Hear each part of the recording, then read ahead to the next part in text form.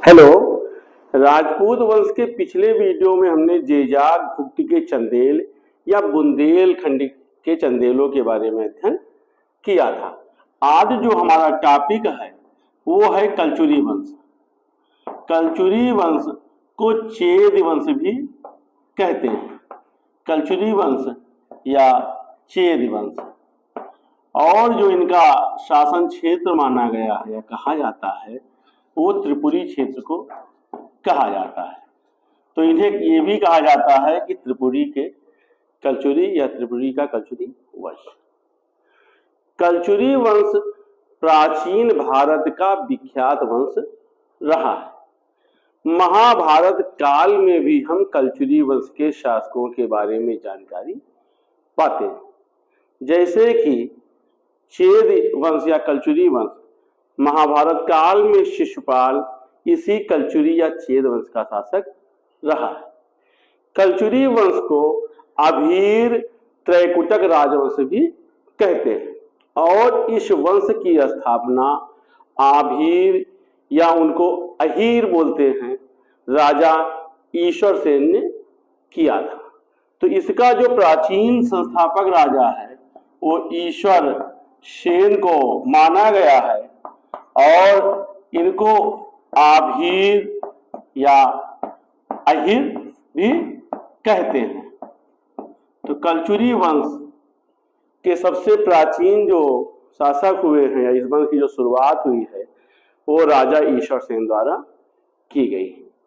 कलचुरी नाम से भारत में दो राजवंश हैं, एक मध्य क्षेत्र में और एक पश्चिमी भारत में, अर्थात एक मध्य प्रदेश में और दूसरा राजस्थान में। इसे चेदी वंश या हैहय वंश भी कहते हैं। तो कलचुरी वंश को चेद वंश या हैहय वंश भी कहते हैं। जो उत्तरी कलचुरी है वो उत्तरी कलचुरी या चेद कहलाते हैं, और जो दक्षिणी कलचुरी हैं जिनकी वर्तमान जो क्षेत्र है वो कर्नाटक का क्षेत्र रहा है वो दक्षिणी कलचुरी कहलाते हैं। चेद वंश को हम देखते हैं या चेद राज्य को देखते हैं तो प्राचीन भारत के 16 महाजनपदों में से चेद एक शासन क्षेत्र या महाजनपद रहा है, और इसका शासन क्षेत्र जो था वो भारत का मध्य और पश्चिमी क्षेत्र रहा है। आज का बुंदेलखंड और उसके समीपवर्ती भूभाग मेरठ आदि इसके अधीन क्षेत्र रहे। शक्तिमती इसकी जो राजधानी थी वो शक्तिमती रही है। तो शक्तिमती क्षेत्र या शंथिवती क्षेत्र भी इसकी राजधानी रही है। कलचुरी वंश को विभिन्न नाम से जैसे कटछुरी, कुलसुरी, कलचुटी, कालाछुरी, कलचुर और कलचुरी बोलते हैं। विद्वान इसे संस्कृत का शब्द न मान करके तुर्की के कुलचुर शब्द से मिलाते हैं। तुर्की के कुलचुर शब्द से इसको साम्यता इसके स्थापित करते हैं कि ये तुर्की शब्द रहा है कलचुरी शब्द, और इसका अर्थ है उच्च उपाधि युक्त। अपने अभिलेखों में ये अपने को है नरेश अर्जुन का वंशधर बताते हैं, और इनके द्वारा 248 या 249 ईस्वी में एक संवत प्रारंभ किया गया था जिसे कलचुरी संवत कहते हैं। पहले मालवा के आसपास के क्षेत्र में रहते थे, लेकिन 6ठी शताब्दी के अंत में बादमी के चालुक्यों के दक्षिण आक्रमण से और गुर्जरों के समीपवर्ती प्रदेशों पर आधिपत्य करने के कारण ये जबरपुर या जाबालपुर के आसपास बस जाते हैं, और यहीं से 9वीं शताब्दी में एक छोटी से राज्य की स्थापना करते हैं। अभिलेखों में कृष्णराज, उसका पुत्र शंकरगढ़ और शंकरगढ़ का जो पुत्र है बुधराज का नाम आता है। तो कलचुरी के इन कुछ शासकों के नाम होते हैं जिनके बारे में कोई ऐतिहासिक वो नहीं मिलता है, लेकिन अभिलेखों में नाम मिलता है। त्रिपुरी का कलचुरी जो राजवंश है, ये चंदेल राज्य के दक्षिण में चेद स्थान पर रहा है और इसकी राजधानी त्रिपुरी रही है। हमने आपको बताया कि इसका पहचान क्षेत्र, जो त्रिपुरी का पहचान क्षेत्र है, वो मध्य प्रदेश के जबलपुर जिले में स्थित तेवर नामक एक गांव से किया जाता है। लेखों में अपने आप को है वंशी सहस्त्रार्जुन कीर्तवीर का वंशज बताते हैं। इससे यह प्रतीत होता है कि कलचुरी शासक चंद्रवंशी शासक रहे। कलचुरियों के इतिहास को जानने का जो हमें साधन मिलता है वो इनके कुछ लेख मिलते हैं। इनके लेखों में जो सबसे पहला लेख है वो है इसी वंश के शासक युवराज का लेख, अर्थात उस शासक का नाम ही युवराज होता है। तो युवराज का बिलहारी का जो अभिलेख है वो इनके जानने का साधन है, बिलहारी का लेख। अगला जो इनका है वो है लक्ष्मण राज द्वितीय का अभिलेख। लक्ष्मण राज द्वितीय का जो लेख है, जिसे कि बोलते हैं कारी तलाई के अभिलेख से भी हमें कलचुरी शासकों के बारे में जानकारी प्राप्त होती है। अगला है कर्ण का रीवा लेख। कर्ण भी इसी वंश का शासक था और कर्ण का रीवा लेख जो कि हमें खोज में 1948-49 में मिला है, ये भी कलचुरी वंश के इतिहास को बताता है। कर्ण का ही वाराणसी का लेख और गोहरवा यहाँ के अभिलेख से भी कलचुरी शासकों के बारे में जानकारी प्राप्त होती है। और गोहरवा जो क्षेत्र है वो प्रयाग के पास का क्षेत्र है। और यशकर्ण का खैरा लेख है, यशकर्ण का खैरा लेख है। और इन्हीं का एक दूसरा लेख है वो जबरपुर लेख है। तो इन लेखों से या प्रस्तर अभिलेखों से हमें कलचुरी वंश के बारे में जानकारी प्राप्त होती है। कुछ लेखों में कलचुरी चेद संवत की तिथि दी गई है और इसमें कर्ण का जो लेख है वो सर्वाधिक महत्वपूर्ण लेख है, जो कि उसकी उपलब्धियों और विवरणों के बारे में बताता है और इस वंश के इतिहास का हमको ज्ञान कराता है। कलचुरी शासक नरेश के दरबार में राजशेखर, जो कि एक प्रसिद्ध कवि रहा है, वो भी कुछ समय तक निवास करता है और उसने अपने ग्रंथ काव्य मीमांसा और विद्वशाल भंजिका की रचना इन्हीं के दरबार में किया था। इसके अध्ययन से हमें तत्कालीन भारत की संस्कृति का ज्ञान होता है। इन ग्रंथों में विद्वशाल भंजिका और काव्य मीमांसा में राजशेखर ने युवराज, जो इनका शासक कलचुरी वंश का रहा है, उसके मालवा और कलिंग विजय का वर्णन किया है और उसे चक्रवर्ती शासक बताया है। इसी प्रकार से हेमचंद्र के द्वाश्रय काव्य में भी कर्ण और पाल शासक विग्रहपाल के बीच हुए संघर्ष की सूचना मिलती है। पुस्तकों में हम देखते हैं तो बिल्हड़ द्वारा रचित विक्रमांक देवचरित से कर्ण और चालुक्य नरेश सोमेश्वर प्रथम के जो आपसी संबंध हैं उसके बारे में जानकारी प्राप्त होती है। तो इस प्रकार से हमें इनके बारे में जो जानने के साधन हैं, यही कुछ ऐतिहासिक साक्ष्य और जो पुस्तक हैं वो रहे हैं, जिससे कि हमें इस वंश के शासकों के बारे में जानकारी प्राप्त होती है। राजनीतिक रूप से अगर हम देखते हैं कि राजनीति में कौन से इनका मतलब कहाँ से क्या प्रारंभ हुआ था, तो राजनीति में हम पाते हैं कि राजनीतिक जो उनका उत्थान है या जो इनका साक्ष्य मिलता है, कलचुरी वंश का जो लिखित साक्ष्य मिलता है, उसके हिसाब से इस वंश का सबसे पहला शासक कोक्कल प्रथम था। कोक्कल प्रथम से हमें इसके ऐतिहासिक जानकारी प्राप्त होती है। तो कोक्कल प्रथम इस वंश का पहला शासक माना गया है, जिसकी जो तिथि मानी गई है वो 845 ईस्वी से मानी गई है। अपने समय में कोक्कल एक महान सेनानायक रहा है। इसने कन्नौज के प्रतिहार शासक मिहिर भोज और उसके सामंतों को युद्ध में पराजित किया था।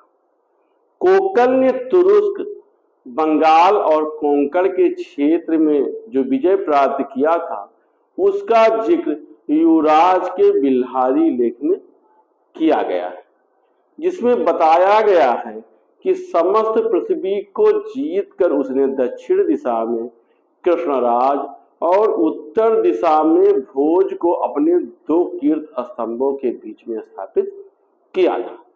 यहाँ पर जो भोज शब्द है उसका अर्थ प्रतिहार शासक मिहिर भोज से किया जाता है, और कृष्णराज का मतलब है राष्ट्रकूट शासक कृष्ण द्वितीय। तो इन शासकों से उसके संघर्ष हुए थे या उनको इसने किसी युद्ध में पराजित किया था, इसका स्पष्ट वर्णन तो बिल्हारी लेख में नहीं मिलता है, लेकिन इससे प्रतीत होता है कि ये दोनों शासक उसकी अधीनता या उसके प्रभाव को स्वीकार करते रहे। अपने समय में कोक्कल उस समय का एक शक्तिशाली शासक बनता है। ये चंदेल वंश की कन्या या राजकुमारी नट्टा देवी के साथ विवाह करता है और राष्ट्रकूट वंश के शासक कृष्ण द्वितीय के साथ अपनी पुत्री का विवाह करता है। तो इन दोनों संबंधों के परिणाम स्वरूप कलचुरी शासक को चंदेल वंश के शासक और राष्ट्रकूटों के साथ संबंध स्थापित हो जाता है और उसके राज्य की दक्षिण पश्चिमी सीमाएं सुरक्षित हो जाती है। इतिहास में हम पाते हैं तो कोक्कल के 18 पुत्र होते हैं, जिसमें कि शंकरगढ़ जो उसका पुत्र होता है और उसकी मृत्यु 878 से 888 ईस्वी के बीच में जो शासन करता है, कुछ समय बाद उसकी मृत्यु हो जाती है। तो कोक्कल प्रथम के बाद शंकरगढ़ शासक बनता है, जो कि 878 से 888 ईस्वी तक शासन करता है। ये भी चेद वंश का शासक होता है और अपने पिता की सत्ता को कायम रखता है। इसके द्वारा दक्षिण कोसल क्षेत्र के सोमवंती शासकों को हरा करके पाली क्षेत्र पर अधिकार किया जाता है और अपने छोटे भाई को उस क्षेत्र का यह राज्यपाल बनाता है। इसके शासनकाल में राष्ट्रकूट शासक कृष्ण द्वितीय वेंगी के पूर्वी चालुक्य शासक विजयादत्त तृतीय के साथ संघर्ष में उलझा रहता है। शंकरगढ़ एक सेना के साथ कृष्ण द्वितीय, चूंकि उसका संबंधी होता है, उसकी सहायता के लिए अपनी एक सेना को भेजता है, लेकिन दोनों सम्मिलित सेनाएं चालुक्य शासक से पराजित होती है। इसके बाद चालुक्य शासक द्वारा बालाघाट या मध्य प्रदेश के किरणपुर क्षेत्र को जलवा दिया जाता है। इस पराजय से शंकरगढ़ को काफी धक्का पहुंचता है और बिल्हारी लेख में उसने लिखा है कि उसके द्वारा ही मलय क्षेत्र पर आक्रमण करके इस समस्या को लिया गया था। इसके बाद शंकरगढ़ द्वारा अपनी पुत्री लक्ष्मी का विवाह राष्ट्रकूट शासक कृष्ण द्वितीय के पुत्र जुगतुंग से किया जाता है। तो अपने पिता के बाद ये एक दूसरा राष्ट्रकूटों से संबंध स्थापित करता है और अपनी पुत्री का विवाह कृष्ण द्वितीय के पुत्र जुगतुंग से करता है। तो इस प्रकार से हम देखते हैं कि इसके द्वारा भी अपने पिता की सत्ता को लगभग अक्षुण्ण रखा जाता है। शंकरगढ़ के 2 पुत्र होते हैं। पहला होता है बाल हर्ष, और जो दूसरा पुत्र होता है वो होता है युवराज प्रथम। तो शंकरगढ़ के बाद दो पुत्र बनते हैं, और बाल हर्ष का जो शासन काल है वो अल्प समय का रहता है। इसके बाद युवराज प्रथम इस वंश का शासक बनता है, और उसके द्वारा बंगाल और कलिंग क्षेत्र के शासकों को पराजित करके अपनी सत्ता स्थापित की जाती। युवराज प्रथम को चंदेल शासक यशोवर्मन के हाथ पराजित होना पड़ता है, और इसके बाद वो कृष्ण तृतीय पर आक्रमण करता है। कृष्ण तृतीय से आक्रमण में उस कलचुरियों को भयंकर पराजय का सामना करना पड़ता है, और युवराज प्रथम का जो क्षेत्र है वो उसके हाथ से निकल जाता है। युवराज द्वारा अपनी सेना का संगठन करके पुनः राष्ट्रकूटों पर आक्रमण करके अपने क्षेत्र पर पुनः अधिकार किया जाता है। बिल्हारी लेख में बताया गया है कि युवराज के द्वारा कर्णाट और लाट के क्षेत्र को जीता जाता है। राजशेखर के पुस्तक विद्वशाल भंजिका में युवराज को उज्जैनी भुजंग कहा गया है। उज्जैनी भुजंग जो है ये युवराज की एक उपाधि दी गई है, जिससे ये सिद्ध होता है कि उसके द्वारा मालवा या उज्जैनी के क्षेत्र को जीता गया था। युवराज के ही शासनकाल में जो प्रसिद्ध कवि राजशेखर था वो कन्नौज छोड़ करके त्रिपुरी आया था, और उसी के शासन में उसने दो प्रसिद्ध ग्रंथ काव्य मीमांसा और विद्वशाल भंजिका की रचना किया। उसके द्वारा यह बताया गया है कि युवराज प्रथम शैव मत का अनुयायी था और शैव संतों को दान देता था। उसके निवास के लिए उसने मंदिर और मठों का निर्माण कराया था। युवराज प्रथम के बाद उसका पुत्र लक्ष्मण राज कलचुरी वंश का शासक बनता है। लक्ष्मण राज के द्वारा अपने पिता की सत्ता में कुछ वृद्धि की जाती है। बंगाल, उड़ीसा और कोसल क्षेत्र को जीता जाता है। इसके मार्ग में ये जूनागढ़ के अभीरों को जीत करके सोमनाथ पट्टन तक पहुंचता है। लक्ष्मण राज द्वारा अपनी पुत्री बोंथा देवी का विवाह चालुक्य शासक विक्रमादित्य चतुर्थ के साथ किया जाता है, और उसी पुत्री का जो पुत्र होता है वो तैल द्वितीय होता है, जिसके द्वारा परमार शासक मुंज की हत्या की जाती है। लक्ष्मण राज भी अपने पिता के समान शैव धर्म का अनुयायी होता है और मंदिर और मठों का निर्माण कराता है।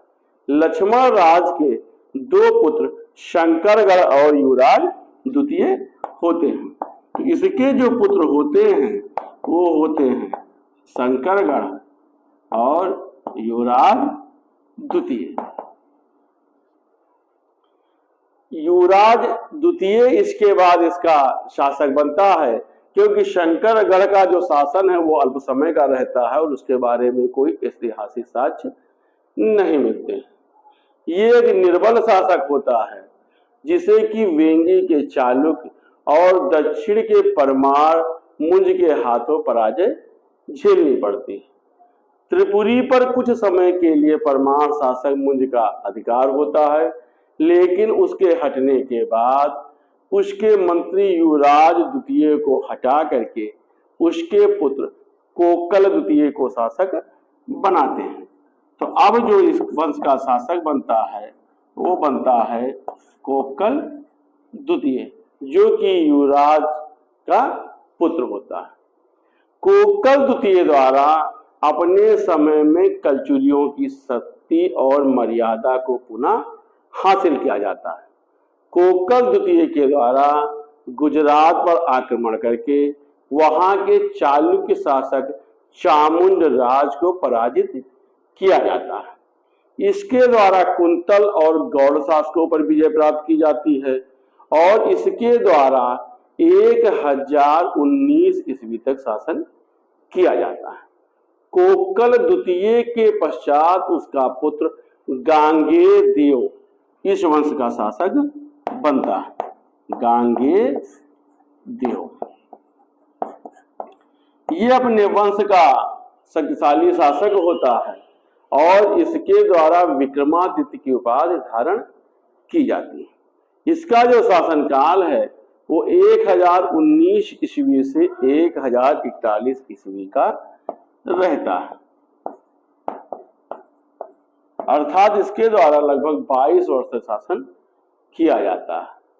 भोज परमार और राजेंद्र चोल के साथ ये चालुक्य क्षेत्र पर आक्रमण करता है, लेकिन उसमें ये असफल होता है। इसके बाद इसके द्वारा उत्कल क्षेत्र और कलिंग क्षेत्र को जीता जाता है और इस जीत के पश्चात इसके द्वारा त्रिकलिंगाधिपति की उपाधि को धारण किया जाता है। भोज परमार और विजयपाल चंदेल के कारण ये अपने राज्य की सीमाओं में विस्तार नहीं कर पाता है और अपने शासन के प्रारंभ से लेकर के काफी समय तक ये चंदेल शासक विद्याधर की अधीनता को स्वीकार करता है। खजुराहो से प्राप्त एक चंदेल लेख से पता चलता है कि इस अवधि में ये भारत का सार्वभौम शासक बनने के लिए प्रयास करता है, लेकिन विद्याधर के आगे उसकी नहीं चल पाती। प्रयाग पर इसका अधिकार पाया गया है और बताया गया है कि गांगेय देव ने वट वृक्ष के नीचे निवास करके अपने प्राणों का उत्सर्ग किया था। चूंकि उस समय परंपरा रही है कि बहुत से लोग धार्मिक मान्यताओं के कारण प्रयाग क्षेत्र में जा करके अपने मृत्यु का वर्ण करते थे और इसी प्रकार का कुछ इतिहास उत्तर गुप्त शासक कुमार गुप्त के साथ भी देखा गया है। तो गांगेय द्वारा अपने प्राण का उत्सर्ग प्रयाग क्षेत्र में जाकर के किया जाता है। गांगेय देव अपने वंश का एक शक्तिशाली शासक होता है और इसके द्वारा एक विशाल साम्राज्य का स्थापना किया जाता है। इसके द्वारा महाराजाधिराज, परमेश्वर, महामंडलेश्वर जैसी उपाधियों को धारण किया जाता है। इसके द्वारा विक्रमादित्य की उपाधि को धारण किया जाता है और अपने पूर्वजों की तरह गांगेय देव भी शैव धर्म का अनुयायी होता है और इसके द्वारा शैव मंदिर और मठों का निर्माण कराया जाता है। गांगेय देव के बाद जो इस वंश का अगला शासक होता है वो होता है कर्ण। कर्ण को कर्णदेव भी बोला गया है और इसका जो शासन है वो 1041 से 1070 तक का पाया गया है। ये अपने वंश का सर्वाधिक शक्तिशाली शासक सिद्ध होता है और कर्णदेव के कुल 8 अभिलेख आज के साक्ष्यों में पाए गए। इनके अध्ययन से हम इसकी उपलब्धियों का और इसके सैनिक अभियानों का ज्ञान प्राप्त करते हैं और कर्ण के द्वारा भी त्रिकलिंगाधिपति की उपाधि को धारण किया जाता है। इसके द्वारा पाल नरेश विग्रहपाल के साथ अपनी कन्या यौवन श्री का विवाह किया जाता है, जिससे पाल शासकों के साथ इसकी मित्रता हो जाती है। कर्ण के द्वारा चंदेलों के साथ युद्ध किया जाता है और चंदेल शासक देववर्मन को पराजित करके उसके राज्य के कुछ क्षेत्र पर अधिकार किया जाता है। लेकिन हम देखते हैं तो शासन के अंतिम समय में कर्णदेव को काफी पराभव का सामना करना पड़ता है और चंदेल शासक कीर्तवर्मन के द्वारा वो पराजित होता है। इससे कर्ण की शक्ति अत्यंत निर्बल पड़ जाती है। कर्ण के द्वारा हूण वंश की राजकुमारी आवल्य देवी के साथ विवाह किया जाता है। कर्ण भी शैव मत का अनुयायी माना गया है और बनारस में इसके द्वारा कर्णमेरु नामक एक शैव मंदिर का निर्माण कराया गया है। सारनाथ में बौद्ध धर्म के अनुयायियों के लिए इसके द्वारा सुविधाएं प्रदान की गई थी और इसके द्वारा प्रयाग और काशी में दान दिया गया है। कर्णदेव के मृत्यु के पश्चात कलचुरियों की शक्ति का क्रमशः ह्रास होता है और उसके उत्तराधिकारी यशकर्ण और फिर गयाकर्ण होते हैं, लेकिन इनका कोई बहुत अच्छा इतिहास नहीं मिलता है और इनको गहरवाल शासक, परमार शासक और चंदेल राजाओं के द्वारा पराजित होना पड़ता है। 12वीं शताब्दी के आते आते इस वंश के द्वारा कौशल में किसी तरह से अपना सत्ता कायम रखी जाती है और एक छोटे से राज्य के रूप में अपने राज्य का संचालन किया जाता है। हम देखते हैं तो पाते हैं कि अंततोगत्वा या अंत में 13वीं शताब्दी के प्रारंभ में इस वंश का अंतिम शासक विजय सिंह चंदेल शासक त्रैलोक्य वर्मन को द्वारा पराजित होता है और उसके द्वारा चंदेल शासक त्रैलोक्य वर्मन के द्वारा त्रिपुरी को जीत करके अपने राज्य का हिस्सा बना लिया जाता है और इसी के साथ भारतीय इतिहास में कलचुरी चेद वंश का अंत होता है। तो आज के हमने इस वीडियो में कलचुरी वंश के शासकों का अध्ययन किया है और अगले वीडियो में हम आपको राजपूत वंश के एक दूसरे राजवंश के बारे में बताएंगे। धन्यवाद।